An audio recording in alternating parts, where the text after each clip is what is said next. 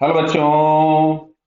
यहाँ लिखा है block of mass capital M 4 kg, height h, breadth b is placed on the rough plank of same mass m। इन दोनों के masses same हैं। A light inextensible string is connected to the upper end of the block and passes through the light smooth pulley as shown in the figure। A mass small m 1 kg is hang at the other end of string। Clear है? तो ये बटा small m है, ये misprint है, ये small m है। Clear? चलिए, लिखा है find the minimum value of b by H so that block does not topple over the plank, friction is absent between plank and ground. मतलब यहां पे कोई फ्रिक्शन नहीं है, ये सरफेस स्मूथ है। तो मैं अगर इसके लिए इक्वेशन लिखूं तो ये एक्सेलरेशन a से आगे जा रहा होगा और ये same magnitude of acceleration a से सिस्टम आगे आएगा। तो यहां से अगर हम लोग लिखते हैं तो small M G minus T is equals to हमारे पास मिला small M A and t is equals to हमारे पास आ जाएगा 2 टाइम्स कैपिटल एम ए। क्यों? इस पे और इस पे एक्सटर्नल फोर्स के नाम पे केवल और केवल हॉरिजॉन्टल में ये पी है, बाकी इसके एमजी और नॉर्मल आपस में बैलेंस्ड है। दोनों अगर हम ऐड कर देते हैं तो यहां से हमारे पास आता है small M G is equals to A times 2 capital M plus small M. तो इससे हमने एक्सेलरेशन फाइंड किया तो ये आया 10/9 मीटर पर सेकेंड स्क्वायर। अच्छा, इस एक्सेलरेशन को हम यहां पुट कर देते हैं तो हमें टी मिलेगा।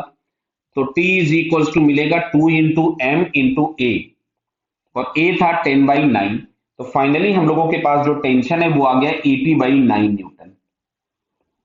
जरूरत क्यों पड़ी? क्योंकि तुमसे बोला गया डज नॉट टॉपल। आप सुनो, अच्छा अब मैं इसका फ्री बॉडी डायग्राम अलग से बना रहा हूं। किसका? कैपिटल एम का।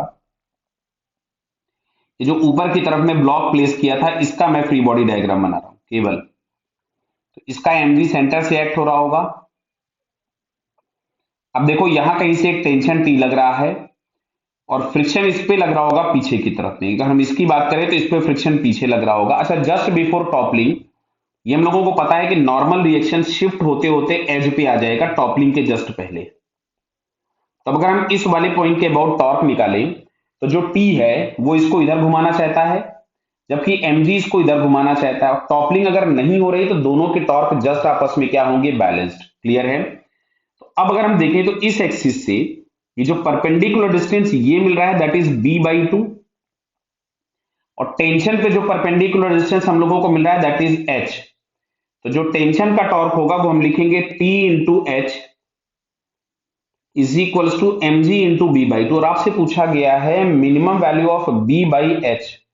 तो एक काम करते हैं, सबसे पहले तो हम T की वैल्यू पुट कर देते हैं। ये कैपिटल एम है ना, कंफ्यूज मत होना, ये कैपिटल एम है क्योंकि हम यहाँ पे अभी प्लैंक का ही इसका ही फ्री बॉडी डायग्राम बना रहे हैं केवल। तो टी की वैल्यू हम लोगों ने पुट की, इट इज 80/9 इंटू एच और ये हमारे पास आ जाएगा 4 इंटू 10/2 इंटू बी।